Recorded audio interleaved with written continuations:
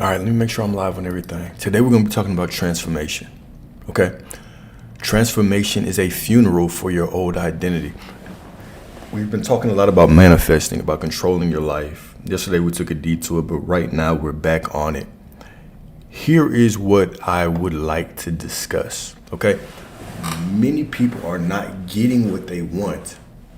First off, let's take a side note. A lot of people are not receiving what they want in life because you don't see yourself as important enough to get your desires.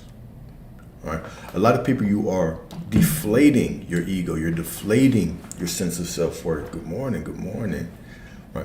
You're deflating and you're reducing yourself because you don't truly feel worthy for the things that you want. You have to get to a point where you look at your desires and you normalize them in your mind, and you can look out in the world and say, of course, this shit is finna come to me because I deserve it, because I am all that is, right? Because the Most High flows through me. All right, so I'm going to talk about that a little bit, but today we are going to talk about the journey of transforming, the renewing of your mind. I'm going to use some scripture to illustrate this. I'm going to use some real life examples. We're going to talk about, if you want to step into that greater identity, if you want to understand who you are, if you want to get the things that you want, you're going to have to kill off that old version of yourself. You are going to have to set the altar. You're going to have to put that old version of yourself down on that altar. You're going to have to kill it. You're going to have to burn it. And you are going to have to emerge from the smoke as a completely different identity to get what you want. Right? And we can talk about different versions of you in all manners of ways. There is a version of you when you are with someone in a relationship that sees the rest of your life with this person. Okay? When they leave or when you leave, you have to kill that old identity. Now you have to kill that version of you that thought that way. When you get released from a job, if you move away from a former job, you're going to have to kill that old version of you to step into the new things in your life. So we do this in multiple areas of our life. But now I want to talk about how to kill that old self-concept that is holding you back. That old self-concept that's stuck in denial, stuck in lack, stuck in brokenness, stuck in the victim mindset. I'm going to talk about how to transcend that and step into the most God-like version of yourself that is in alignment with everything that you want.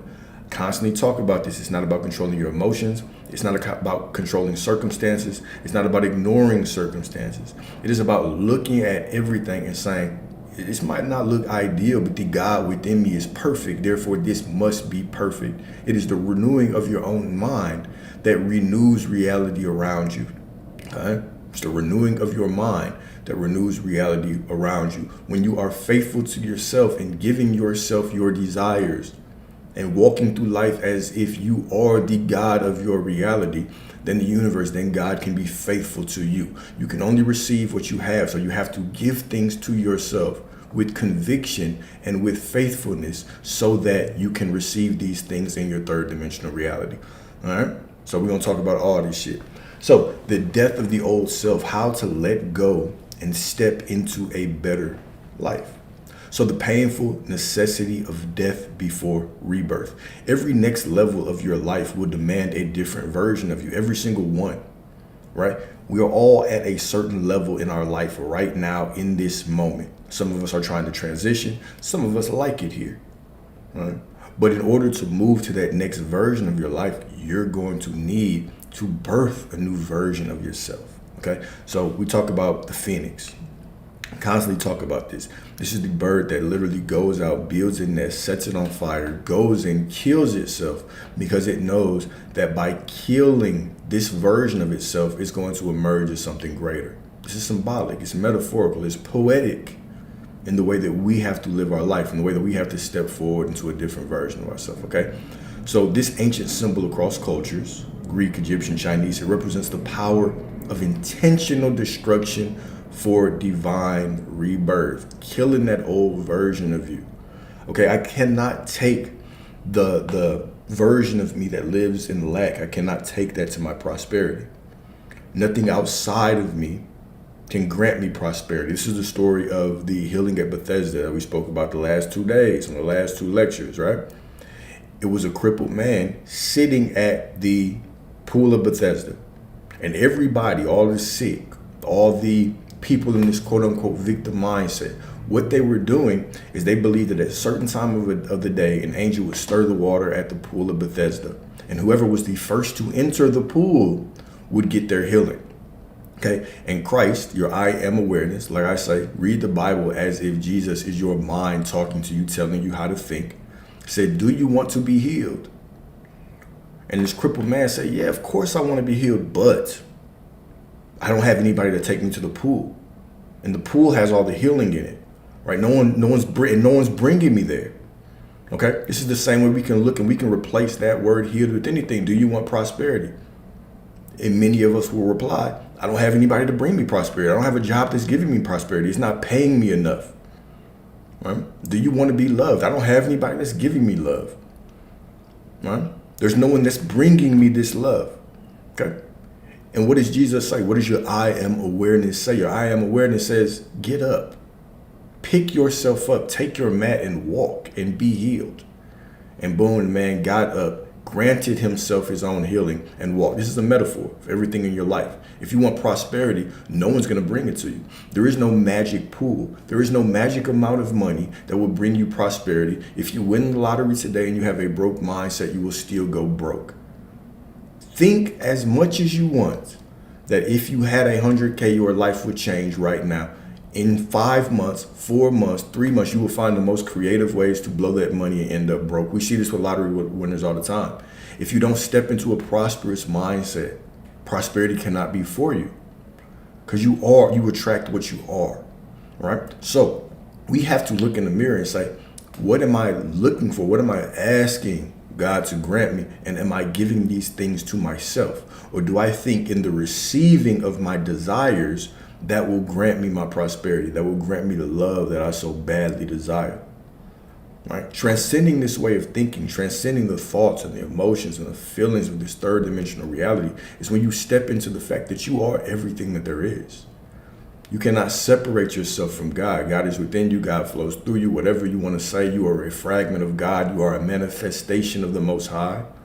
All of this is true. Right? So you cannot separate God from you, just as you cannot separate God from anything or anyone else. So everything is you. You can either inflate yourself to the understanding, to the inner knowing that you are the Most High, that the Most High flows through you, or you can deflate yourself and be indoctrinated into this worldly thinking that you are just some fleshly thing wandering around this earth full of coincidences with some yard out in the sky granting you prayers sometimes. No, you grant every single one of your prayers based on your beliefs and based on your ability to be faithful to granting yourself the things that you desire. All right, so scripture, John 12:24. All right, I almost said John 16:23-24, which is what we talked about the last 2 days. One of my favorite verses. But John 12:24, very truly I tell you, or verily, verily in King James or in the original text, right? Whenever they say very truly in the scripture, you already know what they mean. They mean real talk.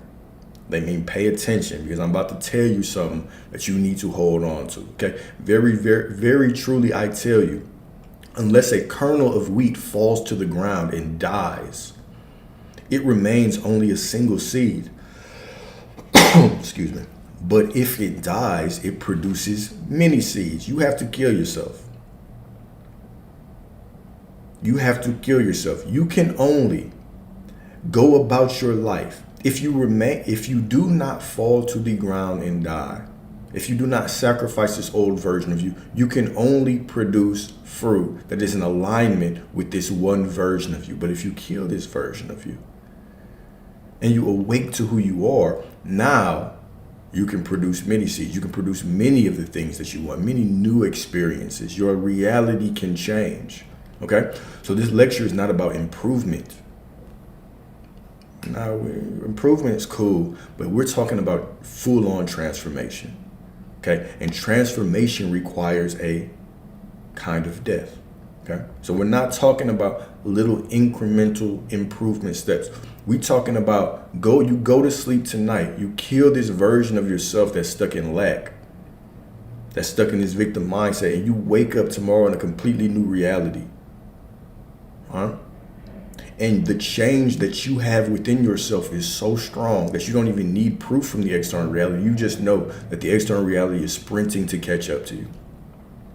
This is the conviction that you have to have when you kill that old version of you. This is the conviction that you have to have when you kill that old version of you, okay? So, why the old you feels safe and dangerous, and why it is dangerous, all right? When I say that many people prefer comfort, what I mean is this: many people prefer predictability. Predictability equals comfort to the human mind. If I can predict it, it's comfortable, I want to stay here. This is why people stay in jobs they hate 10, 20, 30 years, because killing that version of them, it's uncomfortable. They will have to step into the unknown. People stay in abusive relationships. People stay in shitty relationships longer than usual, be it for sex, be it for whatever the case, whatever reason they make up in their mind. It's because typically it's predictable.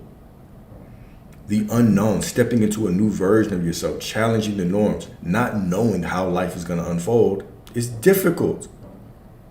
Okay? Example, Nelson Mandela spent 27 years in prison. When he was released, he didn't cling to the angry, revolutionary identity he once had. He let go of the warrior to become a peacemaker and president. All right? This is not about letting go of anger. All right? So this story in here is not about letting go of anger. It's about transforming to get something new. If to go from a revolutionary to a president after spending 27 years in prison, can you imagine the amount of killing your old identity that Nelson Mandela had to go through to transition from a revolutionary to a president? Can you imagine that? Okay? So I am not a saint unless you think of a saint as a sinner who keeps on trying. This is one of the things about life, right? The only time you fail is when you stop trying, when you are stagnant, when you just give up. This is it. Everything else is progression. Failure, we call it failure. There's no such thing. It is progression. The divine timing, there's no such thing. You are the divine in timing. It's all divine because you are divine. Because the Most High is within you. Everything that tells you no is divinely redirecting you. It came at divine timing. Everything that tells you yes, it's all for you. It is all divine timing. Because God is within you, you are the divine in timing. Okay? So the old version of you is built for survival, not for destiny. Most of us are born into programming. You're born and your parents tell you this is how you should act. Right? This is how you should dress. This is how you should think. This is how you should talk. You're a good kid if you do this. This is how you become a functional member of society. This is what a good boy does. This is what a good girl does. Right? Some of y'all still have praise kings and like to be called good girls, right? So then we move forward into school. And the school tells you you're a good reader, you're good at this, you're bad at this, and they give you stickers, they give you grades. College does the same thing. Then you get into the corporate environment. And the corporate environment does the same thing. You get rewarded. You are taught, you are programmed to act a certain way for this external validation. And by the time you're 15, 20, 25, 30, most of us are so indoctrinated in the programming that we're completely off the course of our destiny. And by the time you start awakening spiritually, you realize that most of the work is not in learning new behaviors, but in unlearning old behaviors. Okay? This old version of you, this version of you that you are in right now, many of the versions that we're in right now, all right, is more equipped for survival than it actually is for our destiny, for a purpose, for living the life of our dreams. You come down here as a fragment of the Most High, not to fulfill others' destiny, but to fulfill your own. Okay? So the habits that you develop during pain may now be the very thing keeping you from purpose. Here's another thing. Let's take a worldly view at this, because I want to challenge y'all a little bit, right? Let's take a worldly view at this. Many of the behaviors that people develop during quote unquote toxic situations where, maybe they were getting cheated on, maybe they were abused. Let's look at this from a relationship perspective, because most people can relate to this. When you go through bad situations like this, quote unquote bad situations, they're really consciousness expanding situations. But if you go through a situation that you deem as negative, you might develop toxic patterns as well.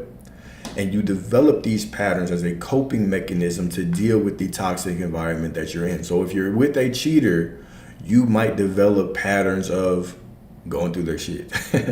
You might develop patterns of following them around. You might develop patterns of over worrying, not focusing on yourself enough and your own growth, but hyper fixating on everything they do.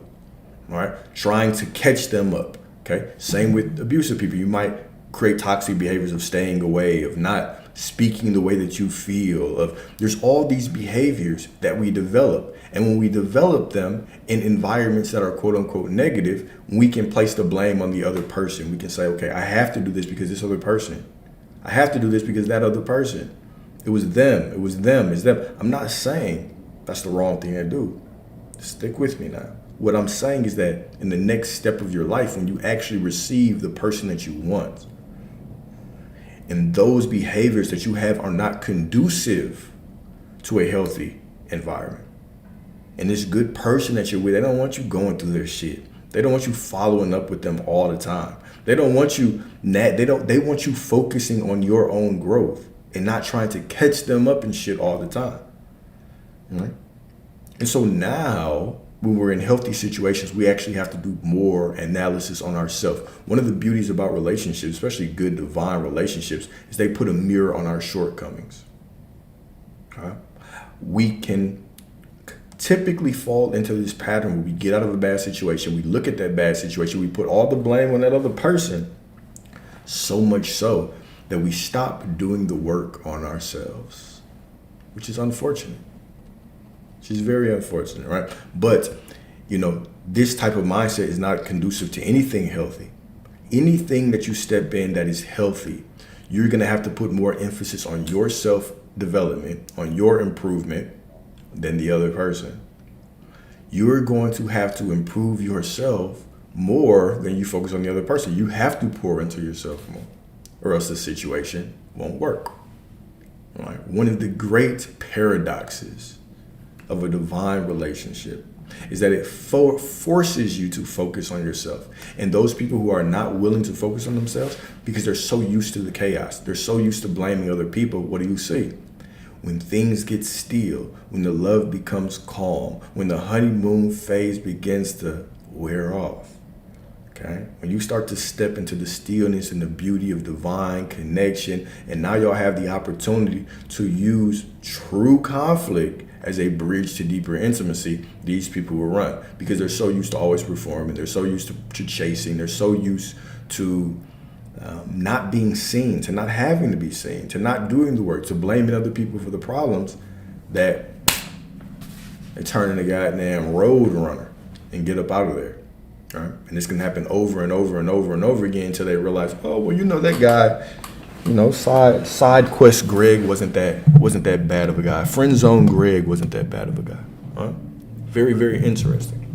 Okay, but the habits that you develop during pain may now be the very thing keeping you from purpose or keeping you from the things that you actually want. All right. So scripture, Ephesians 4:22-24. You were taught to put off your old self, which is being corrupted by its deceitful desires, to be made new in the attitude of your minds, and to put on the new self, created to be like God in true righteousness and holiness. Okay, so you were taught to put off your old self, which is being corrupted by its deceitful desires. What are the deceitful desires?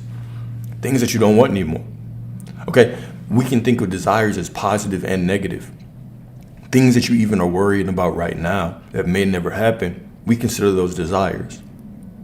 Okay, spiritually, those are desires. Whether you're resisting it or trying to pull it to you, it is a desire. All right? So you have to take off that old identity. You have to take off this old suit of who you were. Put it on the altar. Set the altar on fire. Write a love note to your old self if you have to. Sit down and tell yourself, hey, Dwayne, look, we've been through so much together. And the way that we bonded was special. The things we got through were special, but now we're stepping into a new version. And you have to go. And I appreciate everything you've done, but I promise you that I'm gonna make you proud. I'm gonna make you very, very happy. This is gonna be the best decision of our life. And burn that shit with that old identity and step into this new identity, this new inflated identity. And I'll go back to what I was saying in the beginning. A lot of you don't have what you want. You're not seeing the fruits of the things you're trying to manifest, the things you're praying for, because to be very, very frank, your ego is not big enough. Your understanding of who you are is not big enough. You believe that you're a victim when you're a creator. Okay? You believe that something's coming to save you when it's not. You are here to save you. You were born with everything that you need. When you look in the mirror, you don't see a fragment of God. You just see you. Okay? When you think about your desires, you think of them as bigger than you, as greater than you, as over you. When you think of the woman you want, the man you want, when you think about the money that you want, you don't think about it like, shit, of course I deserve that. Because I'm God made manifest. God flows through me, of course I deserve this. Right? You think, well, is it a good desire or a bad desire? There's no such thing. A good desire and a bad desire, there's no such thing. This is your limited thinking. Well, if it's world peace, that's a good desire, but if it's just money for me, that's a bad desire. There's no such thing. There's no difference.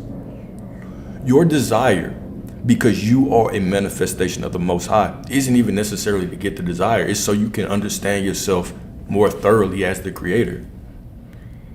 So everything that you want is an opportunity for you to grow with yourself, to understand yourself in more depth, in more detail, in more love, in more fullness, and to understand who you really are. You are God made manifest. You are God walking this earth from a single perspective, of infinite perspectives. Every single person is a different perspective of God. And being that you are this perspective, you have all the power within you to do whatever you want. All your beliefs come true. All of your deep beliefs come true. Challenge them. All right, is this really what I want? Nah, I don't want to believe that. Right? But then get back into the transcend even that, right? So there are lower ways of trying to create reality. What do I mean? The lower ways of trying to create reality are, number one, action. Many people believe, okay, if I control just my actions, I can control reality, but their thoughts are scattered. Their assumptions are scattered. Their identity is low, is poor. And they believe when they get these things, it will increase their sense of self-worth, their sense of self-love, but they never do. So there's actions. Next, there's feelings. People step into the manifestation space and they say, okay, well, I have to feel good about it. Feel as if I already have it. Feeling is the secret. This is another lie. Your feelings cannot be controlled. Your feelings flow. You're not your feelings. You might be feeling sad. You might be feeling happy, but that's not who you are. So how can that truly control your reality? Okay? And so then there are thoughts. And people believe, oh, I can just control my thoughts and control my reality. Your thoughts are going to flow with your emotions too. These are low levels of trying to control your reality. You transcend it. You are above your thoughts. You are above your feelings. You are above your actions. If you bless an action as this is divine timing, I took action, it didn't work, guess what that means? That means it's divine timing. If you bless an action, you say it did not work because, this person did me wrong and I should have had this. Well, guess what? It's not divine timing because you blessed it as so. But you have to wake up to the fact that you are the divine behind the timing. Now, the next level is when you understand who you truly are. Okay? When you understand, oh shit, I am the Most High. I'm here to choose. I'm here to choose what I want and experience reality in this beautiful divine way. And so I can make a decision right now with so much conviction that this is what I want, that it doesn't matter what my feelings are, because I'm going to feel sad. I'm still going to enjoy this human experience. I'm going to feel happy at certain times, sad at certain times. It's going to be cool. It's going to be beautiful, right? Even my thoughts. Some of you, if you sat down, like I say, do the silent day, where You literally don't turn on the TV, you don't open a book, you don't open your phone, you don't talk to anybody, you just monitor your thoughts. What you realize is most of your thoughts aren't even your own. You're going to sit there and start singing random songs, start going through random memes in your mind. That's not you. You are the consciousness behind that, your thoughts, your feelings. It's the weather. Sometimes it's sunny, sometimes it's cloudy, sometimes it's rainy, sometimes there's a fucking tornado that comes through and blows everything up. But you're still the consciousness behind it. You are the sky. The sky is ever present. You're the firmament dome. Depending on what you believe. You're the sky or you're the firmament dome, okay? Whatever you believe, you're the constant behind all of this, right? So you were taught to put off your old self, which is being corrupted by its deceitful desires, to be made new in the attitude of your minds, to be made new in the attitude of your minds. Change your mind, okay? Change your mindset, bro. Change your attitude, okay? And to put on the new self created to be like God in true righteousness and holiness. All right, next up, part 2, signs you're ready to evolve. Okay, signs you are ready to evolve. Number 1, you outgrow people and environments. Right? Damn, dog. It's like, I don't feel like always being in that same place anymore. Maybe this is a calling from your soul. We have to pay attention to the divine intelligence of our body, of our soul, of our spirit. Okay? There are certain times you don't want to go out because, number 1, something bad could happen when you're out. But number 2, you might need time to spend with yourself, to do some deep introspection. Okay? Number 2, you just might be in a transitional place. But there is divine wisdom in sitting down and being like, damn, I just don't feel like going out. I know my homeboys in town. I know I haven't seen them in a while. I just don't feel like going out. Maybe this is a sign. Okay? You start questioning why you do what you do. Why do I work this job, bro? Hell, some of you, it's as deep as, why am I even with this woman? Why am I with this man? Okay, why have I believed this my whole life? Trust the divinity of your soul. I'm not saying to walk away from anybody, right? Just because that's crazy, because there's going to be ebbs and flows in the relationship, right? So I'm not saying just drop stuff, but I'm saying you have to pay attention to what type of lesson you're trying to learn. This also goes in tune, and one of the old lectures we talk about repairing that solar plexus, getting that solar plexus activated, because you have to know the difference between your intuition and programming. This is an important side note, because the way that I just said, you'll start questioning things. Some of you will question things based on programming and not based on intuition. So your solar plexus, right? This is not the seat of your soul, but this is your gut. It's linked to your intuition, right? And so we associate solar plexus with sun, meaning sun, with your stomach, with burning fat, with all those things. So there's always physical and spiritual undertones, all right? There's layers to reality, multiple layers. There's multiple truths to reality, okay? Just like there's historical truths to the Bible, there's metaphysical truths to the Bible. There's all these different truths, some a little bit more than others, but there's all these different truths.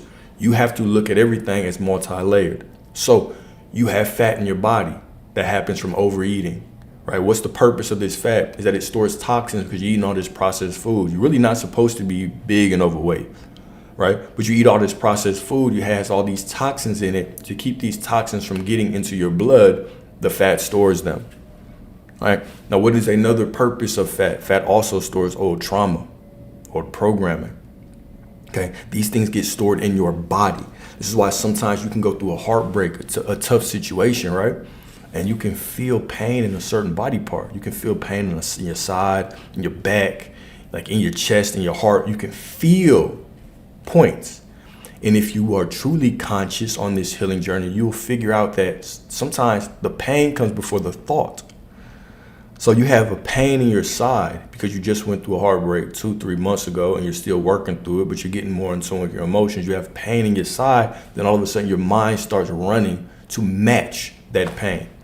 And so a lot of people will, if they're not conscious enough, they will use that pain in their body as their intuition.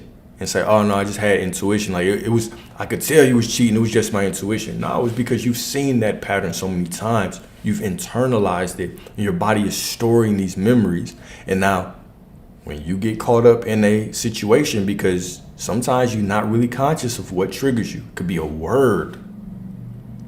It could be a slight eye roll. It could be the timing it takes for a text to get returned. All these things can trigger you. If you're not aware, anything can trigger you. You might not know what it is. So boom, your body reacts. Boom, your mind matches your body. Right? Because you have another brain down here.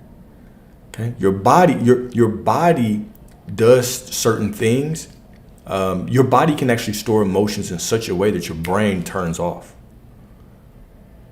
Most people walk through life on autopilot and their body just reacts, right? If they're horny, they're going to go and get on the video. If they're hungry, they're going to just start wandering to the refrigerator, right? If they just feel a slight little tingle or a boredom, they're going to wander to the refrigerator thoughtless, okay? A lot of that is programming. It's not intuition, right? It's programming. So we have to know the difference between your actual spiritual intuition and then your programming. So one way to activate your solar plexus is the best way is to watch what you eat. There's stuff in everything. I don't care if you're on the pure grass-fed organic meat diet, or if you're a raw vegan, you grow all your own plants. There's still stuff in everything. So you're gonna have to take time to fast. You're also going to have to take time to work out as well, because solar meaning sun. When we think of burning fat, we think of heating up the body, right? So this heats up your body. When you work out, it heats up your body, and you can actually burn through old programming, old pain easier. This is even why we suggest when people are heartbroken to go to the gym and start working out, because there's inherent wisdom in this. You heat up your body, you can burn through pain, you can burn through trauma easier. When you want answers for something, it's like, now I gotta fast. I got to fast, bro, right? And so this heats up your body, activates your intuition more so you can hear that divine voice easier, right? With more clarity. You push away some of that trauma so you can make room, make space for the Most High to speak to you, okay? There's wisdom in all these practices. Our ancestors, they didn't just make shit up for no reason, right? They ain't just make shit up for no reason. All right, so the next one is that you feel spiritual dissatisfaction even when everything looks fine, right? Look around and, everything's cool, bills paid, my girl's cool, but something is off. What is this? These can all be subtle signs of this time to evolve. Your soul is ready for you to step into a new version of yourself, right? And beautiful, beautiful things. All right, so example. All right, so Malcolm X went from a hustler named Detroit Red to a revolutionary leader, but that required him to confront the pain and shame of his former life. In prison, he began to read, reflect, and let go of who he thought he was. Okay, so we can see this time and time throughout history. These are just common examples, right? But people could be walking down one path and they realize, damn, I need to wake up. I need to go down a different path. I need to reinvent myself. So when they do, there is this point in the middle. There's this unknown point. I'm no longer who I was, but I'm still trying to grow and evolve into who I'm trying to be. And this is the uncomfortable part. I'm not saying that this is easy. This is the unknown, but the unknown is a soul expanding space. So you step into the unknown, and what happens is that the comfort, not comfort meaning comfortable and cozy and warm, but the comfort, the predictability of your old life starts to whisper in your ear and says, you know what, we could just go back to what we were doing. Your ego starts to speak to you. You know what I'm saying? It says, look, I know you've been doing all these affirmations and you've been trying hard, but nothing's changing. You're still the same, right? What are you going to do? Are you going to choose the pain of staying the same, the pain of the life that you no longer want, or are you going to choose the pain of change? Only one thing can happen. Either you quit or you keep trying and you become successful. Like I said, in the spiritual world, there's no such thing as failure unless you just stop. If you stop, you can't get there. But as long as you keep going, you will get there. All right? You will get there.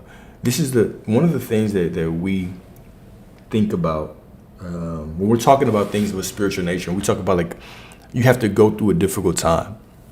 It's not necessarily that it is a difficult time per se. It is that you have to go through things so that your mindset can be solidified. So if I desire prosperity and I walk as if I'm in prosperity, but I've been in lack, the lack has to fade away, which often looks like more lack is accumulating. Because just imagine this, all right? I'm trying to put a logical explanation to a very spiritual concept. So imagine that anytime you thought of something, it manifests like that. Think about every single prayer that you spoke got answered like this, okay? So what you would realize is the moment that you say, okay, I want $1 million, things have to move to give you that. So it could be people buying a product. It could be people buying a service. It could be a job hiring you, whatever. But the way that reality would have to shift, things would be getting destroyed all around you. Planes would be falling out the sky. And then all of us, like the chaos that would ensue. We have to receive things in a very orderly and natural way. Right? And if we didn't receive it in that way, things would look like pure chaos. The most orderly and quick way that these things can happen is still going to look like chaos. But in this space, your mind is being solidified. Right? Okay, circumstances are not going to look good to you from a human perspective, but on a soul level, your soul already knows what it is because your soul has done this thousands of millions of lifetimes. Okay, you just have forgotten.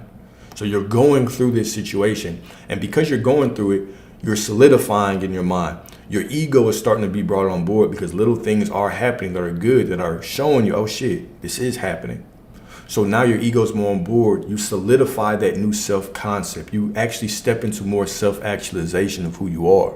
And so by the time that thing comes, now it's more solidified in your mind. You're like, okay, cool, I have more faith. I can go and get the next thing.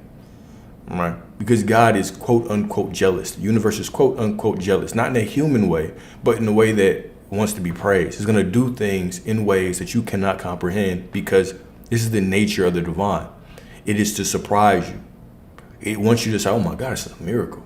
Nothing but God. All right, it wants to get you to get up and do that fake voice that y'all be doing in church when y'all say y'all have the Holy Spirit, right? It wants you to do all that shit, right?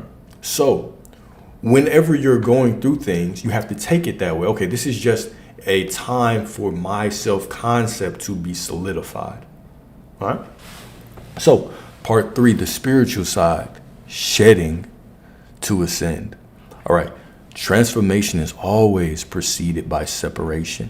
You must go through a wilderness season before elevation. Okay, so example, Jesus wilderness. I remember the first time I saw somebody speaking in tongues. I was so confused. Anyways, all right, so example, Jesus wilderness test. Before performing miracles, Jesus fasted 40 days in the desert, tempted by Satan. Why? Why? To confront the flesh and master, his identity. He went in there to fast to kill his damn identity, just the way we go fast to kill our identity, to get more clarity from the Most High. Okay, so Luke 4:1 through 2, I'm sorry. Jesus, Yahshua, your I am awareness, full of the Holy Spirit, your I am awareness, your self-concept, full of the Holy Spirit, was led by the Spirit into the wilderness, where for 40 days he was tempted by the devil being his opposing thoughts, being the circumstances in his life. Let's look at this as a metaphor. Okay, you decide you want change. And for 40 days and 40 nights, you are tempted by your circumstances to revert back to that old version of you. Boy, ain't nothing changed around you. Look, your dense headed ass, man, look at you trying to be positive, but look at everything around you. Ain't nothing changed. Your woman still don't like you. The money still ain't flowing. The bills still ain't paid. But look at you. Who are you going to be? So Jesus is showing you. And then what happened? There was a point where Satan came to Jesus and said, you know what? You're the Son of God. Throw yourself off of this cliff. Surely the angels will catch your ass, right? Surely you'll be saved. And what did Jesus say? You shouldn't test God. Thou should not test God. Okay. Now, our human minds, how do we perceive this? We think testing God is questioning God, questioning why we're going through these things. I would argue with you that questioning actually builds faith. You ask questions. This is why we debate. This is why we ask questions. This is why we research when we don't understand, because this builds faith. What Jesus meant is you've been praying for prosperity, and then you see a parlay that you like, right? You see a parlay that you like. You step into Vegas and you want to put all of it on red. I'm put everything on red because I know God's got me. Okay, this is testing the Most High. Because I've prayed for prosperity and the Most High knows that I need this $1 million for whatever reason, I'm going to put all of my money on this parlay, on SGA, to get 30 tonight. All right? And a couple other legs, questionable legs, but it's going to net me $1 million, right? This is testing the Most High. Why? Why is it testing the Most High? Because the Most High tells us straight up, I have weapons you don't know of. I have ways that you don't know of. Lean not on your own understanding. This is the same story as Job, right? Job had everything. And Satan came to God and said, bro, anybody can praise you when they have everything. That ain't nothing. Anybody can do that. And God said, okay, cool, take it away. And allowed Satan to take everything from Job. Job's friends started questioning him, bro, you sure you want to have faith? Job's wife was questioning him. Everybody. Okay, and then Job, it slipped in his mind a little bit. But the Lord showed up to Job, and what did he start doing? He started reminding Job, look, I have ways you don't understand. You do not understand my nature. You do not understand the way that I will bring things to you, but I will bring them to you. All right? And then what'll happen? Job got everything back ×2. The same way that you're going to get everything back ×2. But you cannot put all of your eggs and just say, I pray for prosperity. Now I'm going to throw everything on a bet. If you pray for prosperity, you stand as if you already have prosperity. You don't go into a desperation mode and try to make it all overnight. That is testing God. That is what it means. It does not mean not questioning God. It does not mean that you're going to sit there and your emotions are going to be so strong. You're like, God, it doesn't matter what's going on around me. I'll never question you. Even your I am awareness, Jesus, Yahshua, when he was nailed to the cross, said, God, why have you forsaken me? Even Jesus did this, right? The example that you have in the Bible, right? Whether you believe he's a man or whatever, okay? So it's not about questioning. It's not about not doubt. It's about saying that I want it and I have to receive it this way. A lot of you might need $1,000, right? Let's put this in a more physical story. Let's put this in a more grounded story. A lot of you might need 1,000. Let's say you need $1,000 and you're in a competition that could pay out $1,000. So you go into the competition and in your mind you say, I have to win this. I've prayed for this. I've tried to manifest it. I've visualized it. I've affirmed for it. Do you step into it? Surely I must receive it this way. But God looks at your plan. He says, you know what? 1,000, you're selling yourself short. I want you to get 10. Not just that, I want you to get 10. So you step into this competition and you lose. And the Most High knows you're going to lose. And he says, you know what? I'm going to send you 3 different people after you lose. They're all going to have opportunity. I'm going to see how strong your faith is. So you're distraught because you lost. You're sitting there thinking, God, you know I needed this $1,000. I have no idea how I'm going to get it now. How the hell am I going to get this shit together now? Okay? So the first person comes up to you and you can't really focus. You brush them off, right? They're kind of turned off by you, so they walk the other way. Okay, cool. 1 down. Second person comes up to you. Hey, what's going on? Nothing. All right, but hold up. I gotta go to the bathroom. I gotta gather myself. You go back to the bathroom. You turn the second person off, but you look in the mirror. You remind yourself who you are. I am a fragment of the Most High. I'm a divine vessel. The ideal does not look perfect, but the God within me is perfect. Therefore, this situation must be unfolding perfectly. So you remind yourself who you are. You go back out there and you put your game face on. Third person walks up to you. We saw your music.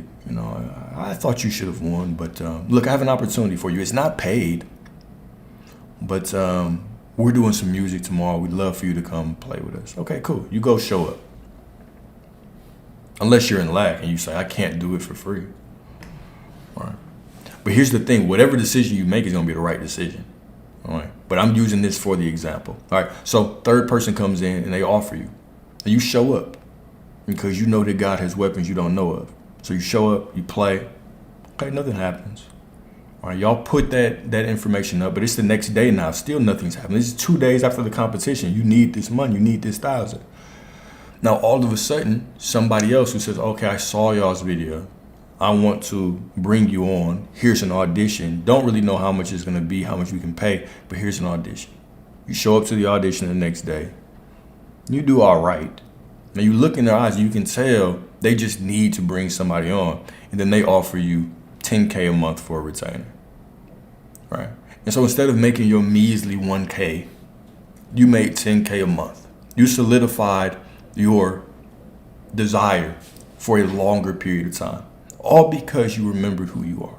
Okay, but many people, if you cannot control your reaction to situations, if you cannot constantly self-soothe yourself, if you cannot look at yourself in the mirror, if you cannot look at the circumstances around you, and no matter how you feel, say the situation does not look ideal, but the God within me is perfect, therefore this situation must be perfect. If you cannot bless the situation like that, you can miss out on opportunities. But the moment that you start blessing situations like that, the moment that is the moment that you're going to realize how powerful you are, how divine you are. All right? Go for a day, go for a week. Everything that happens, blessed is perfect. The situation don't look ideal. It's not my preference. I actually choose this instead. So I know that it must be unfolding towards that. The situation is not ideal, but the God within me is perfect, so this situation must be unfolding perfectly. Now let me go enjoy it. And once you start taking this mindset, you start realizing how powerful you are. You start realizing that you are above the drama of your emotions. You're above the drama of how things are unfolding around you. You really don't know how things are unfolding. We think we know. And this is our arrogance as humans, is that we can look back on our life and we can go back and say, what did I ever predict in my life correctly 100%? And then every single person without fail will say nothing. There was not a damn thing. Yet, we will step into today or tomorrow and we will look around and believe that we can predict everything with certainty when we never have and never will. Huh? And it's not your power to predict anything that makes you powerful. It is your perspective and your perception that makes you powerful. It is your ability to look out and bless things as perfect. It is your ability to say everything's for me. It's your ability to say God flows through me. It's your ability to say I'm a fragment of the Most High. The situation isn't ideal, but the God within me is perfect, so this must be perfect. It must be unfolding perfect. That is where your power is. Your power is not in controlling anything. You can't control shit. You can't control if that person who said they were going to offer you the job wakes up tomorrow, gets hit by a bus, never calls you again. You can't control that. But you can control if you look at it and say, okay, it must be working out perfectly for me in some way that I cannot predict. And so the only job I have is my perspective. This is the only job that you have. Your plans always suck. In the view of God, your plans always suck. They always do. They always mess up. You can spend a week on a plan, a year on a plan for that business. You're going to start working on it. Everything's going to fall apart. People are going to be like, hell no. Doors close. People push you in different directions. God doesn't care about your plan. Your plan doesn't matter. You bless everything that you do as perfect. You continue to walk that way and you let things unfold divinely for you because you are divine, because you are the divine and the divine timing. You are the divine and the inspired action. It's you. You are the power behind everything. It's your perspective. It's your perception. It is your conviction that is your power. Nothing else matters. Guys, we have to wake up to the true meaning of life. What is the true meaning of life? The true meaning of life is that you are literally just God coming down here to play in this game. And so we make up different things to help us cope.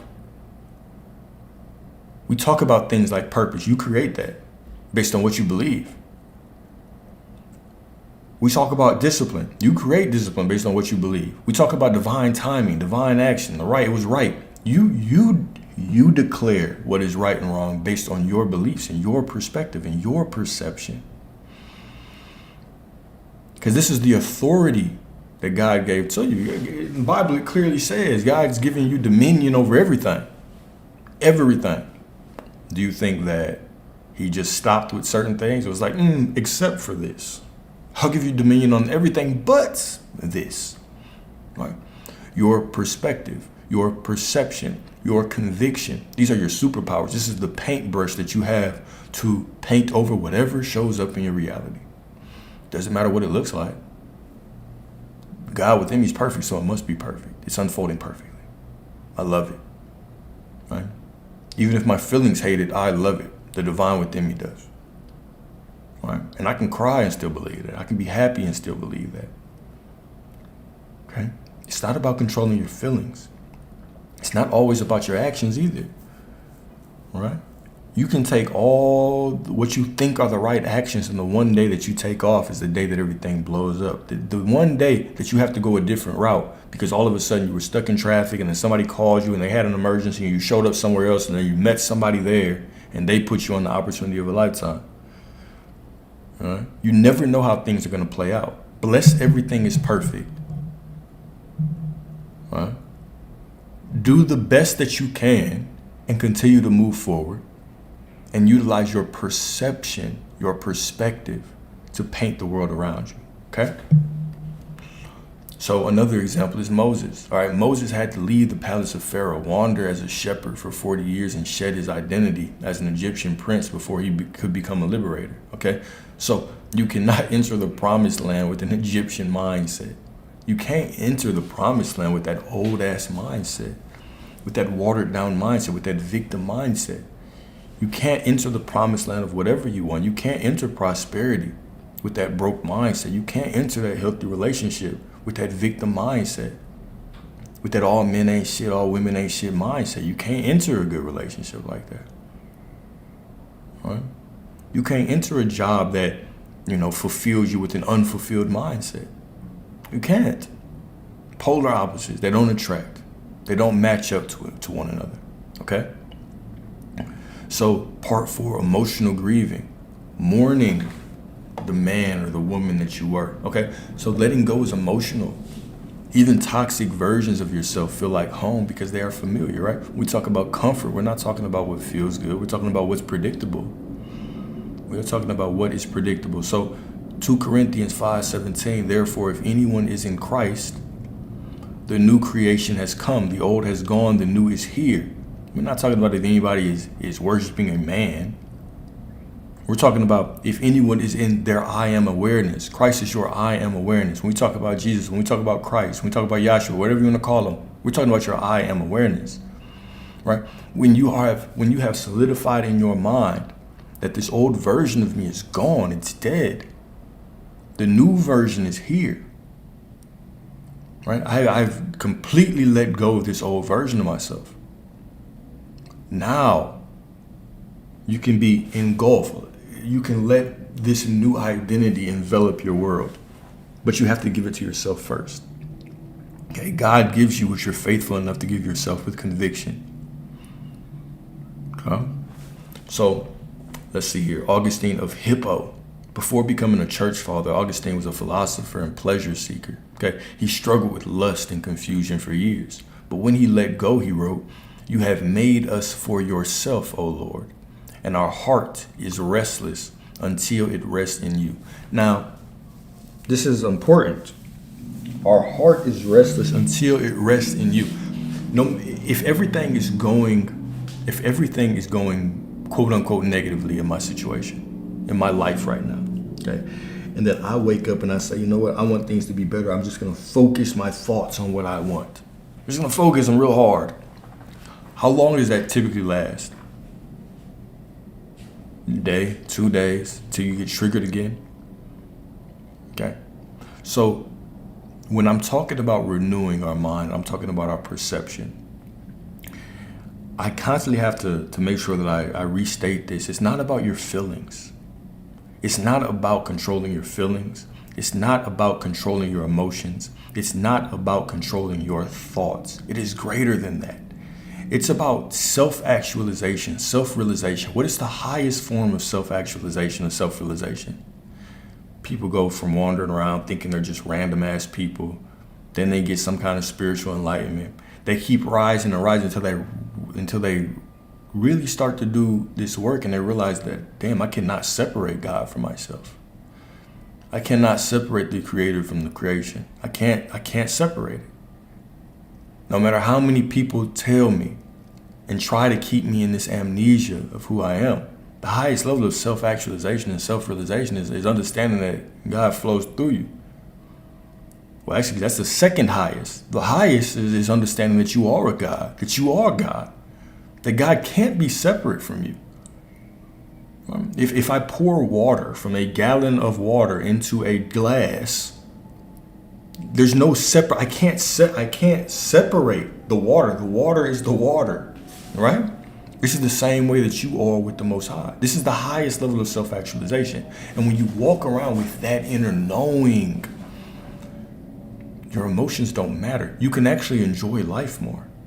But when you just walk around thinking I have to control my thoughts, I have to control all of my feelings, I have to always make the right decision. Damn, can you enjoy life like that? You're always going to be stuck. Control my thoughts, no matter what happens. Keep my thought on this. You can't sit down and have cool conversations with people. You can't really open up to that woman. You can't give your all to this opportunity because you're always thinking about your thoughts controlling your reality. You have 60,000 of those a day, by the way. 60,000 thoughts. Your emotions change whether you want them to or not. You could wake up in a great mood. You can get bad news and be in a terrible mood. Matter of fact, you could just be on a random walk, in a random drive. Somebody cuts you off and be in a bad mood. Or even worse, the phantom moods. You're driving for no reason. You feel down. It's raining outside, so you feel down, right? The heart is deceitful. Even the scripture tells you that the heart is deceitful. Who can know it? Your feelings are deceitful. Who can know them? Who can control them? To think that you'll be happy 100% of the time is the same as being negative, being sad 100% of the time. They're both polarities. Right? You can't control these things. But if I know who I am, and I can select what I want with conviction, and then my perspective, my perception can be that everything is working out for me no matter how it looks. Now I can enjoy life. Now I can actually be who I want to be. All right? So you have made us for yourself, oh Lord. Our heart is restless until it rests in you. Controlling my emotions, I can never rest if I'm trying to control my emotions. If I'm trying to control my thoughts, I can never rest. All right? I can never rest like this until I rest in the knowing of who I am and you. Okay? So, one of the exercises, write a letter of gratitude and farewell to the version of yourself that you're releasing. Okay? Light candles. Right? Make it intimate. Really speak to that version of yourself. Look at yourself in the mirror and read it out loud after you write it. Tell yourself how grateful you are that you've made it this far together. However, you're going to make them very proud in who you are going to take up the mantle and become right now. Right? It's a very interesting statement, right? My whole personality is always making the right decision. What is the right decision? Okay. I want you to, that's another thing that we have to challenge, is that what is the right decision? Is it the right decision because I think it is? Or is it the right decision just because it is? Do your decisions always matter 100%? Right? You make the best decision possible based on the knowledge that you know. But what's the difference between making a decision today and thinking a little bit more and making it tomorrow? Right? When you understand that the Most High guides your steps, the God that lives within you guides your steps, then what is a bad decision? They're all the same. To God, every step that you take is the same. It's all leading to the same place. And if He really wanted you to go somewhere, you would have the overwhelming urge to step in that direction. But other than that, you're here to experience life just to the best of your ability. Right? When we cling to what we think is right and wrong, we suffer. There's no such thing as right and wrong. Let's really break that human terminology down, okay? So, creation is creation. Creation does not judge things as quote unquote good or bad. Creation takes whatever is in front of it and creates with it, okay? Example, if there is a natural disaster, a wildfire right now, that burns through a place and kills multiple people, do we consider the Most High bad for that? Well, when there are polarizing people throughout history, they make you choose a side. They do something, they say something, and they say, this is how I feel, this is what it is, choose a fucking side. Some people say it's right, some people say it's wrong, but eventually humanity gets pushed forward. And then history will judge them whatever way history wants. Okay, but they push humanity forward. Some people go through things that we consider grotesque, and then they end up speaking out against those injustices. Of course, they're gonna blame everything on the devil. Right? But creation just creates. Creation is not sitting here judging. This is the same way. If you look in your body, you got cells killing cells. You got viruses rising up. You got your cells trying to kill viruses, trying to fight off things. You got fungus. You got the shitty Pop-Tarts and the Chinese food you got from the gas station that's trying to consume that. And your body's fighting it. But you zoom out on a holistic level, your body looks normal. It looks fine. But once you dive deep into it, it looks like chaos everywhere from our limited perspective. But God is not here judging right and wrong, saying, oh, this is right, this is wrong. Right? These are human constructs that we make for society. Even if you think about a war, if you're born in a different part of the world, you think a certain side is right and another side is wrong. If you're born in a certain place in the world and you are brought up a certain way, you think a certain religion is better than the other. Who's right? Who's wrong? Right? If you had a completely different upbringing, you would have different values, different things that you prioritize. Okay? What is right and what is wrong? It's all this matter of perspective. It's our human perspective. It is our need to flow down the scale of polarity. Okay? We need to attach labels on things because we want some kind of society where people aren't just like, you know what? I don't like him. Let me just go and kill him. Right? So we create these constructs, but creation is creation.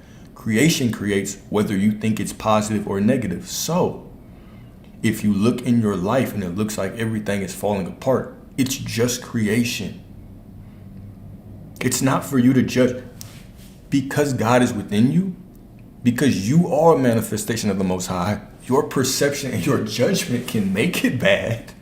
It can make it against you. But it's just creation. That's all it is. It is just creation. It might look chaotic. It might not look ideal, but the God within you is perfect. Therefore, the situation must be perfect. Right?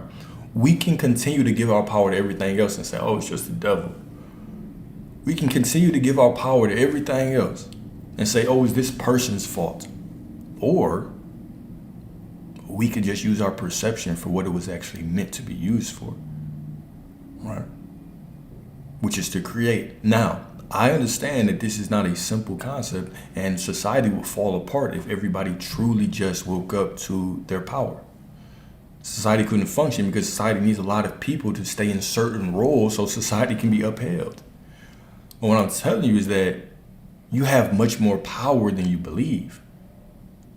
You're never a victim. You're always sitting in the middle of reality. If you could see reality for what it was, you would never, you don't even move. You're just a consciousness in a dream surrounded by a void, and your beliefs and feelings are being projected outside of you into this third dimensional space, and you're literally just wandering around in this game. And then we make up things and we say, oh, well, we have to, we slide the puzzle piece.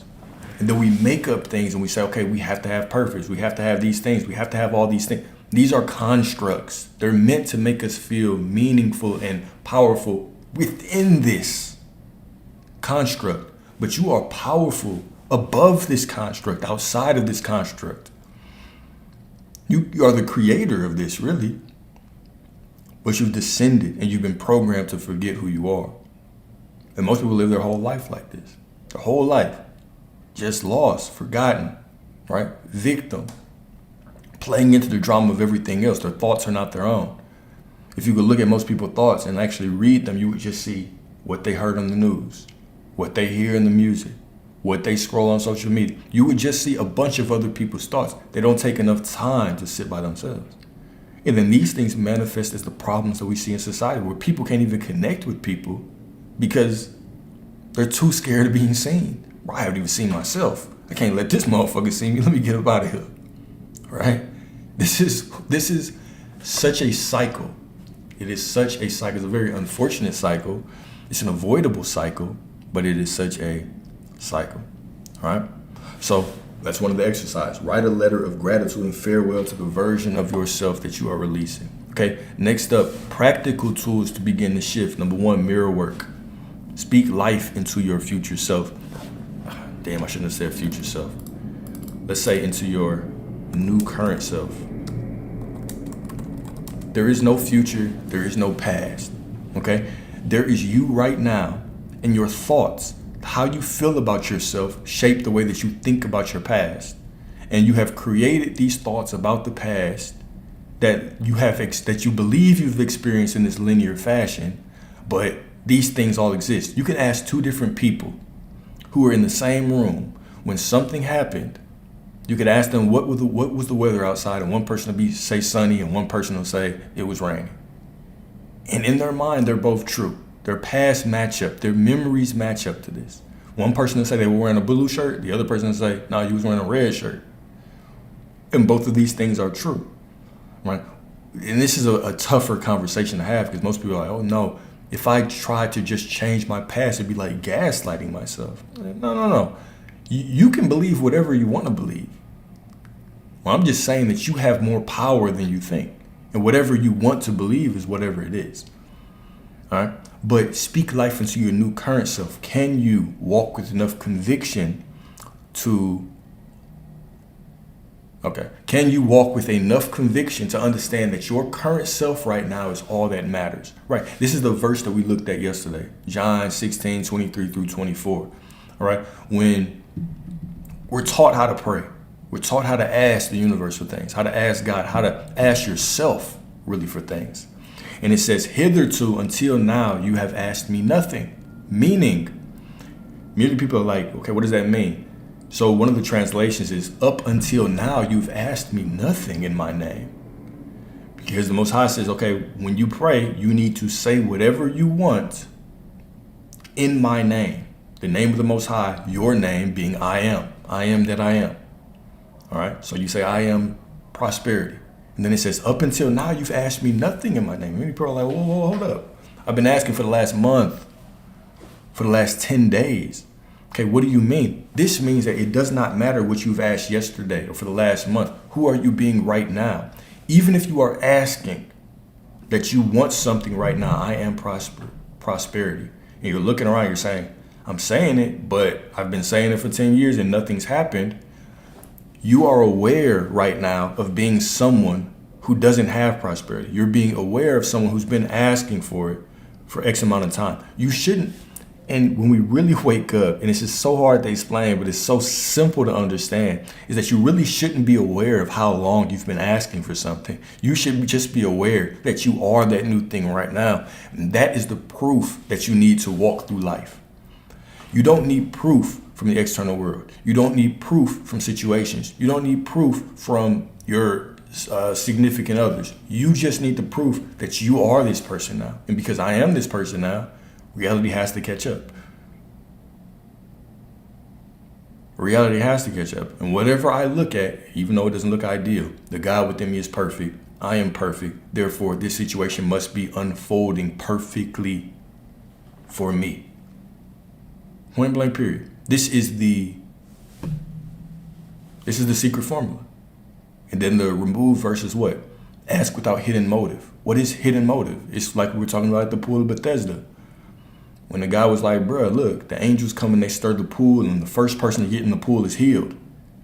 And Jesus, your I am awareness, your consciousness, your higher self says, okay, do you want to be healed? Of course I want to be healed, but nobody's going to take me to the pool. Do you want to be prosperous? Of course I want to be prosperous, but nobody's giving me money. You want to be loved? Of course I want to be loved, but nobody is giving me love. This is a hidden motive. So if you believe that this woman, this man's going to come into your life and all of a sudden you're going to feel whole and full and complete, you'll never get them. You can't ask like that because that's hidden motive. You're asking with hidden motive. You have to ask from the perspective of already being the person that has love. And the only way that you can do this, you can't I am love your way into it. The only way that you can do this, okay, let me not say the only, the easiest way, the most sincere, honest way is for you to understand who you are and to wake up into the reality that you are the Most High, that God flows through you, that you are a fragment of God. And being that you are a fragment of God, you were born with everything that you need. You are love. This is the greatest expression of yourself, is love, fulfillment, wholeness, divinity, grace. All these things are you. So you have nowhere to go to get them. You just awaken to who you are. You just declare who you are. I am. You understand what that means. The God within me. I am God. I am love. I am whole. I am fulfilled. And because I am these things, I want to experience this thing. And then you select what you want with conviction. And then you understand that everything that is unfolding in front of you is getting you to that thing. This is the formula. You remove the hidden motive. I don't need this person to make me feel loved. I am loved, but I choose them. Isn't that the quote that Jesus said, right? You did not choose me, but I chose you. This is, I think so. You did not, I'll look up that verse and I'll put it on the document. You did not choose me, but I chose you. All right? What this means is it's not about other people choosing us. It's about us choosing what we want. You make the declaration. Because you are the center of the universe. You are the center of your universe. You don't wait for things to choose you. Money doesn't have to choose you. The prosperity doesn't have to choose you. That peaceful life, that peaceful, quiet, secluded life that you love, the one that I love, right? Didn't have to choose me. I chose it. Fuck the 9 to 5. I'm just trading. That's it. You choose that life and you walk and you in the knowing that it's for you. And it has no choice but to be. Because it's a match to who you are. Huh?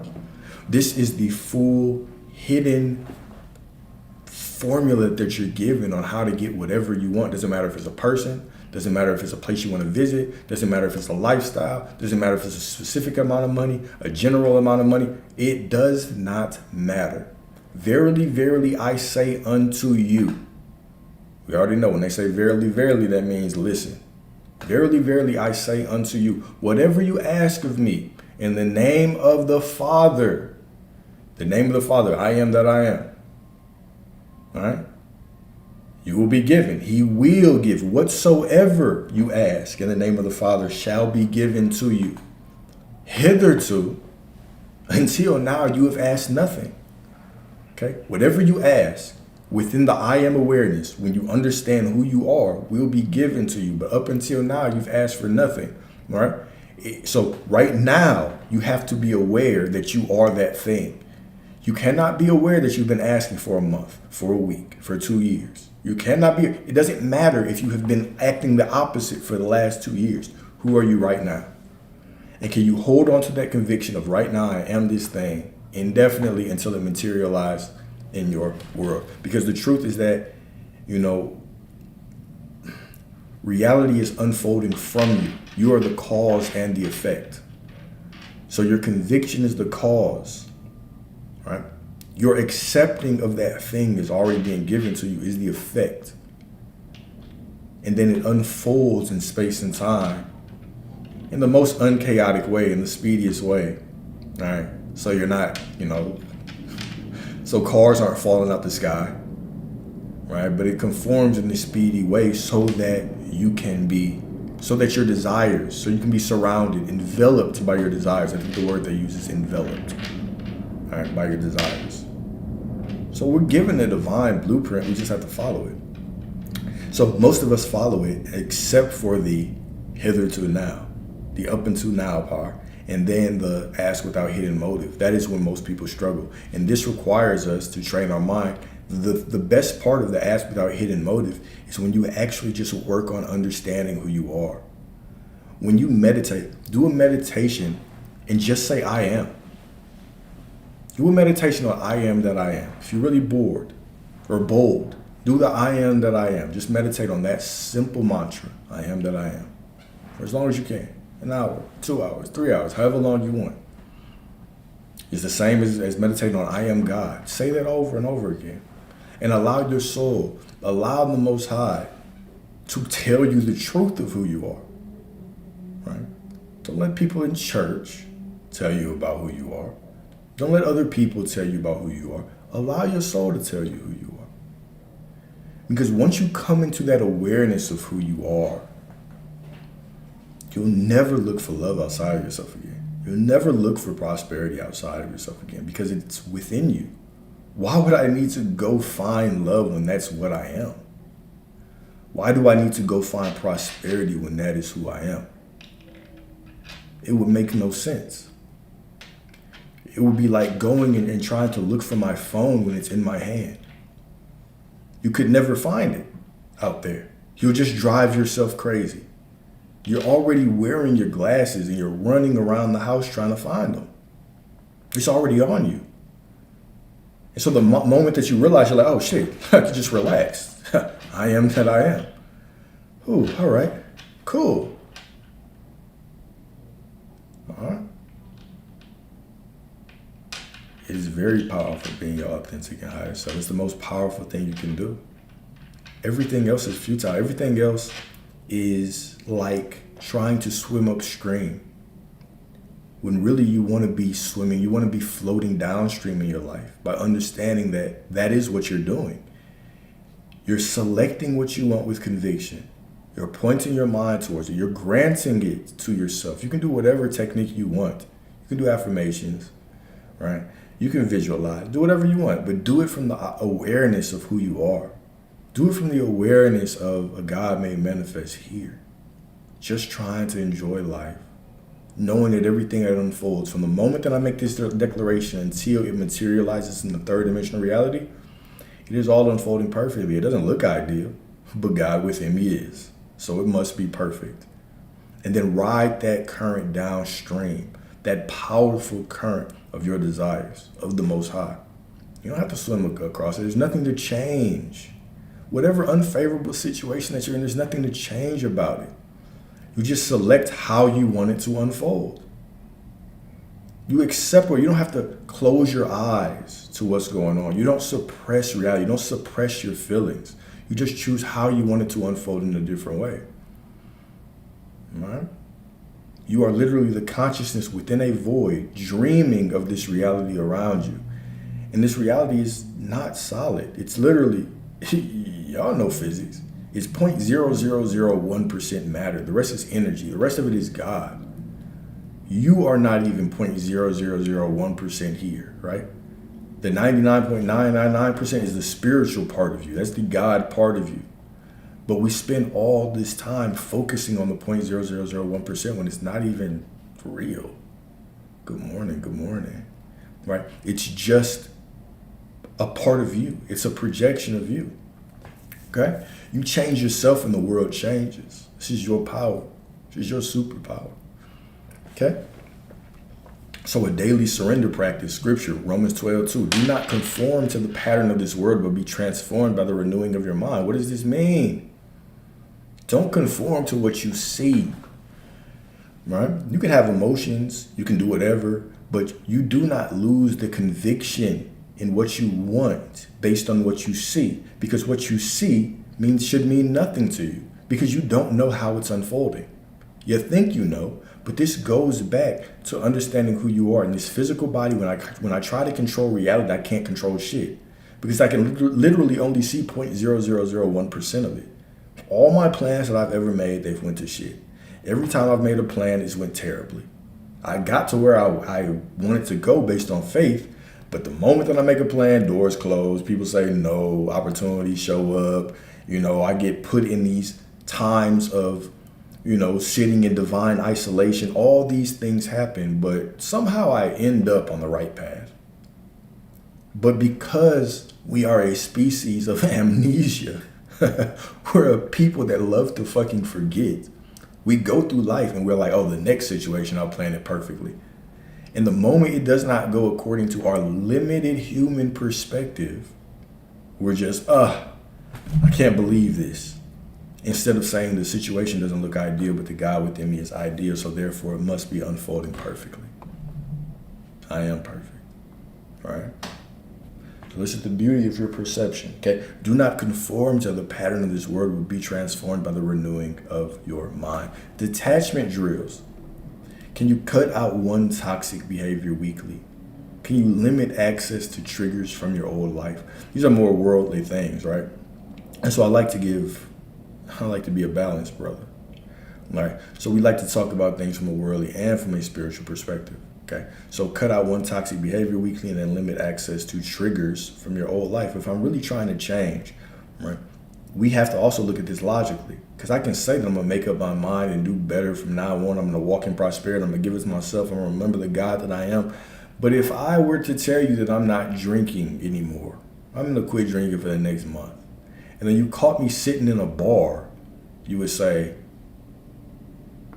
why the fuck are you in here? And I would say, no, I'm strong. I can do it. Well, yeah, you can be strong, but is that the wise thing to do? If you're not trying to have sex, are you going to invite your favorite person over every day for a month, right? To test you and tempt you? Are you going to put up the explicit videos on the big screen in your house and just watch it and say, I'm not gonna touch myself because I'm strong. I have conviction in this new way of life. No. The wise thing for you to do is to remove yourself from certain stimulus. All right? This is what you have to do. Limit access to triggers from your old life. And that verse was Romans 12:2.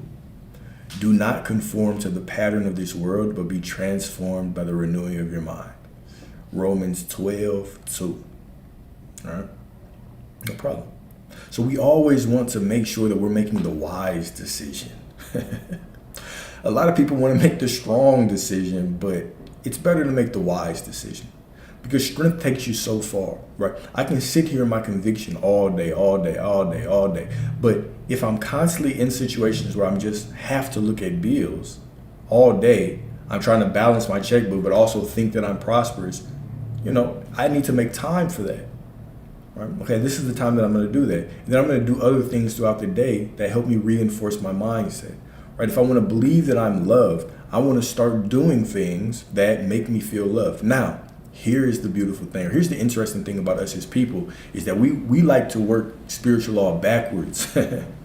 We like to work it backwards, right? So we are like, all right, well, I want to feel loved, right? So instead of me understanding who I am, I'm just going to do a whole bunch of things that kind of try to trick myself into being loved, right? To each their own. But what I'm saying is that you want to make the decision with conviction that I am loved. Like, I am loved because I am the Most High. You want to go on that quest for your true identity, that self-actualizing quest to wake up to your divinity. And then when you wake up, you want to do things that reinforce it. You want to take yourself out of situations that take away from that love, right? If I'm in a situation and I don't feel like I'm loving myself, I don't want to be there. Okay? But I'm not going to try to camouflage my lack of love by doing a bunch of things that are trying to trick me into feeling like I'm loved. Because you can't trick your subconscious mind. You can't trick your knowing. There's really no such thing as reprogramming your subconscious mind anyway, right? It's more so just a decision with conviction. Because even the scripture says, right, when we talk about John 16:23-24, it says, up until now you've done nothing. It's not about what you've done for the last 20 years. It's not necessarily about reprogramming your subconscious mind. I mean, it sounds good, but it's more so just about making the decision right now and sticking to that decision over and over again, forever. We could interpret that as reprogramming, but there's nothing to be reprogrammed. Reprogramming would imply that you're not perfect, that you're not divine. That you did not come out of your mother's womb with everything that you needed to be successful in this life. Okay? So an environment audit as well. You're the average of the 5 people you spend the most time with. Okay? So are the people that you spend the most time with, are they helping or hurting your cause? Okay? So part 6, these are the last part. Now we got 2 more. All right, part 6, resistance and identity crisis, the final test. The final test. So when you begin to change, all these things will happen, right? Your ego will whisper and say you're faking it. Okay, friends may call you out. What you mean you stopping drinking? Come on, just take this shot. What you mean retention? What are you talking about, right? Okay, old desires will try to seduce you back. Okay, this old version of, so I've talked about the spiritual nature of change. I've talked about it in other lessons, and I have a beautiful PowerPoint on this. But the Cliff Notes version is that your energy cannot be destroyed; it can only be transferred. It can only be transferred or transmuted. So, the same way that your energy cannot be destroyed, every time you make a decision, you live in a certain perspective, you have a version of you that is made manifest. So this version of you has its own timeline per se. Right now, you're a version of yourself. The moment that you decide to shift versions of yourself and step into this prosperous version, the broke version of you, it feeded off your energy to survive. So now it's dying. It'd be like somebody walking up and cutting off your air supply. You are going to fight to survive. And so if this old version of you needs your energy or your attention to be satisfied, to be alive, it will do things to try to draw your attention to it. Okay, this is why we experience urges. Okay, we can also call these things in the spiritual realm demons, right? Not old versions of you, but entities, because we have entities that feed off of different emotions and different things that you give your attention to, right? So you could be watching a lot of porn and lustful thoughts are flowing out of you. And so there'll be spiritual entities that latch on to this. We tend to call them demons, right? Or you might be angry. And the more you get angry, the more you fight, the more that you feed this entity or this demon, right? And so it becomes easier to fight, it becomes easier to snap, easier to slip into these emotional states over time. So the moment that you change, you decide to go into a new version of yourself, you have all these emotions you've been pouring into over time that have these spiritual components to them, these entities in other realms that are feeding off of that energy.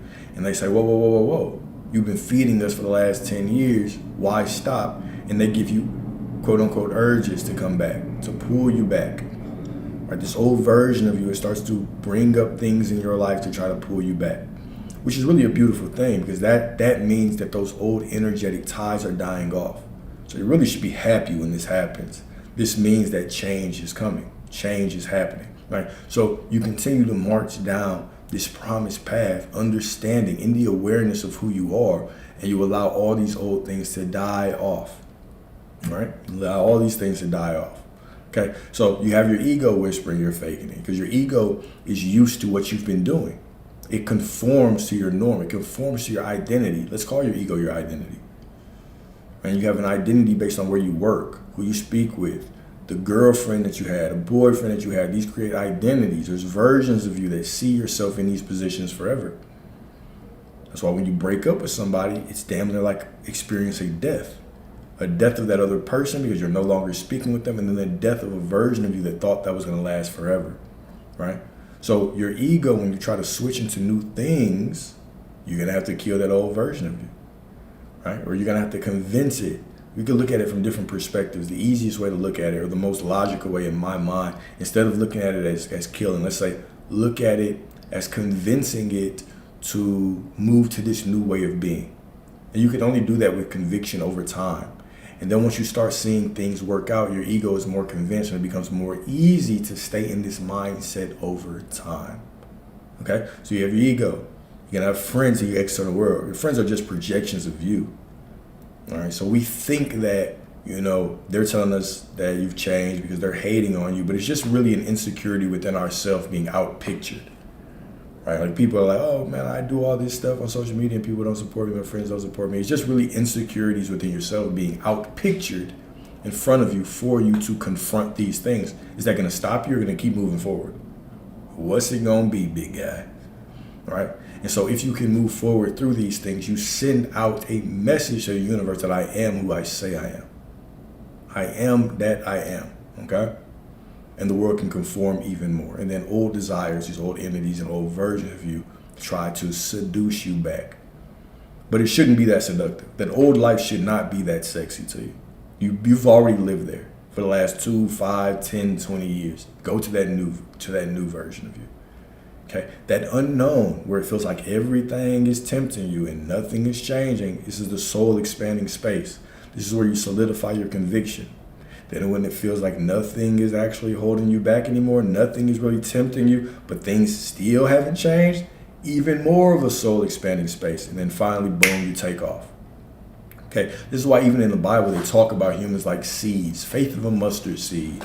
We looked at the verse earlier that said, the kernel has to fall to the ground and die to produce more plants. Why are we always referred to as seeds? Okay, because when you are a seed and you're planted, what happens when a seed is planted is pitch dark. You can't see shit. You don't know you're growing. You're just trying new shit. You're running around out here trying to figure out what's going on, even though you can't because you're human. And human, we can never predict shit, right? But while you think nothing's happening, you're growing roots. And you're growing stronger until that first peak above the ground, and boom, now you believe that you're taking off, which you've been growing and expanding this whole time, right? This is why we're always referred to as seeds, because nature is going to be a beautiful indicator of how we have to hold ourselves, how we should hold ourselves in our divine nature. Okay, there's seasons for everything, right? Sometimes you have a season of working, you have a season of rest, a season of reflecting, a season of reaping the benefits, a season of turning up out in Dubai with your people, right? And then you have other seasons, okay? Seasons where you're mourning, seasons where you're in sadness, right? All these things are natural, right? But as humans, we can experience these cycles all the time, multiple seasons in a day. But does that conviction stay the same throughout all of them, okay? So scripture, Galatians 5:24, those who belong to Christ Jesus have crucified the flesh with its passions and desires. Okay, not those who belong to some man named Jesus Christ, but those who belong to their I am awareness, who understand who they are. They've crucified the flesh with its passions and desires. They've crucified the old version of them that had the desire to cling to the past, that had the desires to and the passions to stay in lust, to stay in a conscious awareness of lack, a conscious awareness of being a victim. We've crucified those things. We've set the altar. We've lit it on fire. We've put our old version of ourselves there. We've stood in the mirror. We've wrote a letter saying thank you to this old version of ourselves, saying that we're going to make it proud as we step into this new version of ourselves. We've thrown that in the fire as well. And then we've emerged as the phoenix, this new, beautiful, divine, majestic creature in alignment with the things that we want. This is divine. This is the reincarnation cycle that you go through in life all the time. All the time. You always have to kill old versions of you to step into something new. The most beautiful reincarnation that you will experience on this earth is when you die to your desire to control everything. When you die to the limited belief of who you are, and you wake up to the fullness of your divinity. When you stop letting people tell you that no, it's wrong to think that you are who you are, to know that you are who you are. Right? This is why, on a side note, this is why there are so many people who are indoctrinated to certain religions and they're struggling to control any aspect of their life. And they're being sold on this hope of something outside of them helping them or saving them. They're sold on the fact that they don't have any power and their only power is through something else. And they beg for years and their life doesn't change. Most people, this is the epidemic. This is when you go to church and you listen to it and you listen to the message and it's just this preaching and this pandering and this talking to your emotions, and it's not telling you how to be powerful and step in your divinity and be a creator of your reality, which is what you came down here to do. You did not come down here to give your donations to some pastor so he can live in the house of his dreams while he can tell you to continue waiting and being patient. Grant to yourself what lesser people are trying to beg from the outside world. Grant it to yourself. You have the power within you. There's no such thing as original sin. All right? You don't need to be baptized in water. You were baptized in your mother's womb. You were covered by the waters of the Most High in your mother's womb, and you came into fruition in this earth with everything that you need. Everything that you need is already there. To think that some preacher is going to dip you backwards in a pool of water and all of a sudden your life is going to change is a goddamn lie. Right. You have everything that you need within you right now. There's nowhere to go. There's nowhere to search except for within yourself. Wake up to who you are. Okay? So, example, Apostle Paul, formerly Saul, persecutor of Christians. After encountering Christ, he changed his name, his mission, and his whole identity. Metaphor. After meeting his I am awareness. This man met his I am awareness, and you know what? Fuck this old life. I'm being reborn as somebody new. Some of you might have to make a separate identity. Give yourself a damn nickname and walk through life like that. One of the best examples of this, David Goggins, who reinvented his life, right? He was like 300 pounds. He was spraying cockroaches, and he made an alter identity, an alter ego for himself, just named Goggins. And this version of him just did difficult things. They did things that his normal self wouldn't do. And now look at him. He completely redefined himself. He ended up being, I think, a SEAL, an Army Ranger. All right. One of the biggest influential or motivational speakers. Said, do whatever you have to do to wake up to who you are. All right. This version of me knows that he's God. This other version of me, he's dying off. Okay? And step into that new version of yourself and hold it with conviction. Okay? So, I die daily. 1 Corinthians 15:31. I die daily. A better thing would be I die moment by moment. I die every moment. That sounds a little bit too morbid. So we understand what the text is trying to say, though. I die daily. I kill myself daily.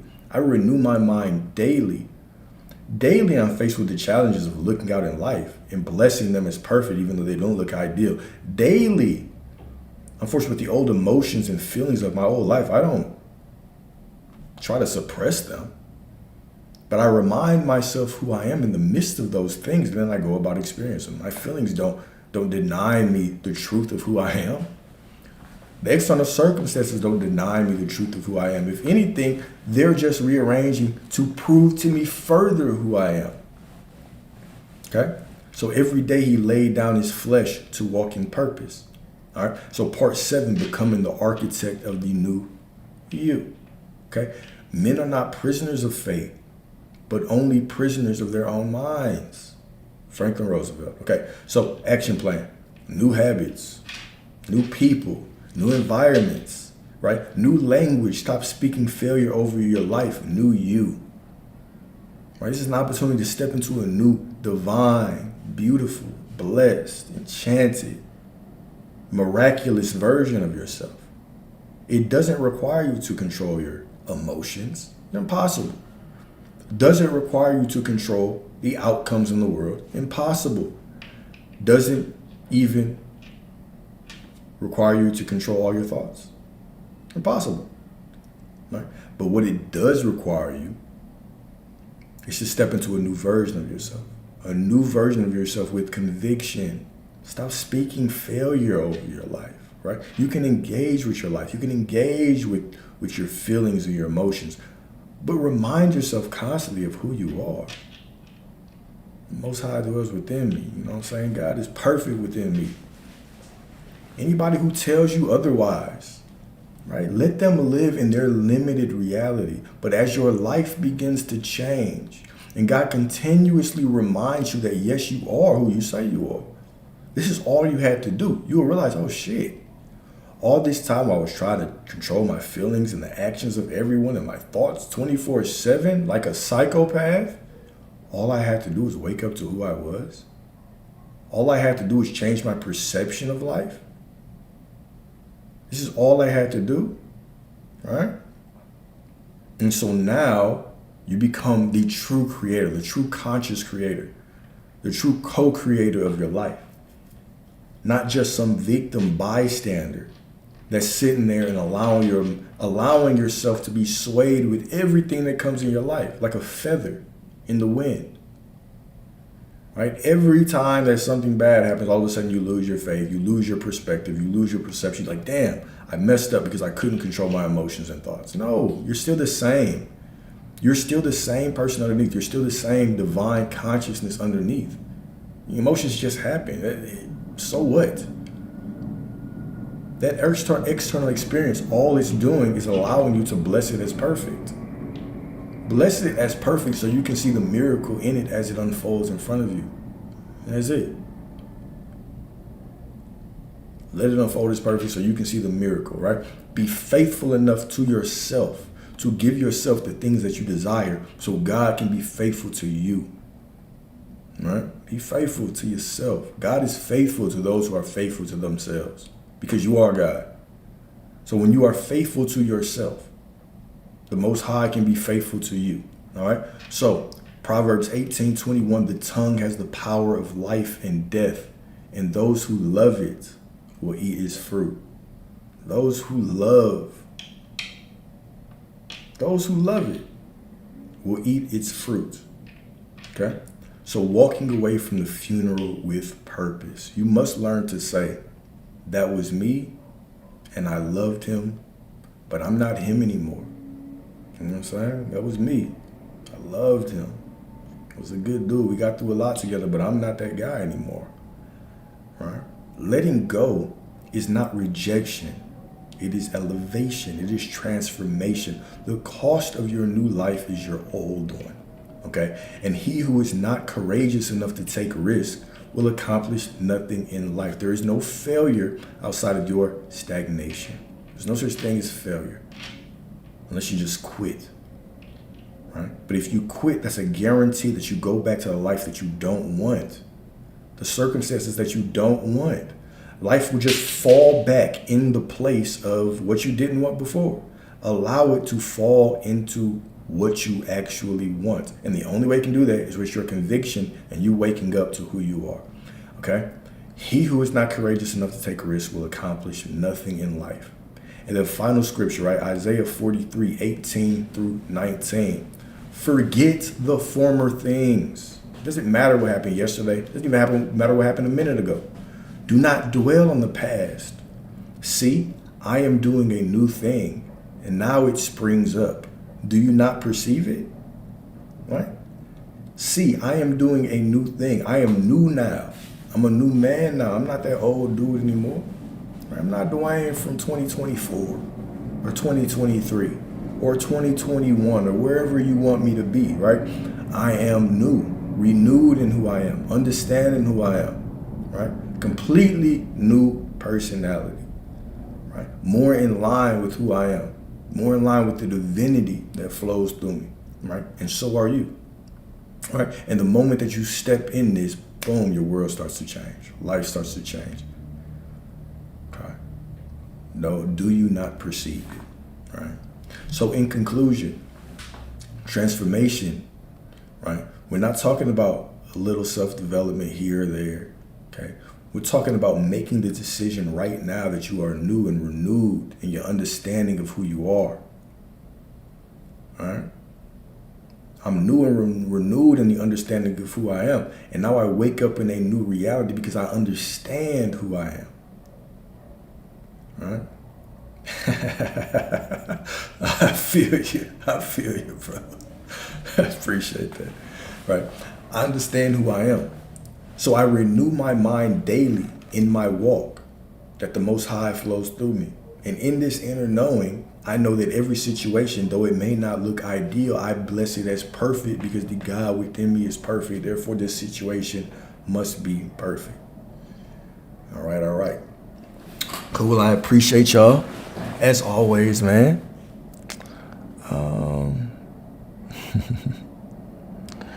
Yeah, I appreciate y'all as always, man. Any questions, we can talk about questions, and then, we'll end this with a quick prayer as usual, and then I will let y'all go and have a beautiful, beautiful and divine Tuesday.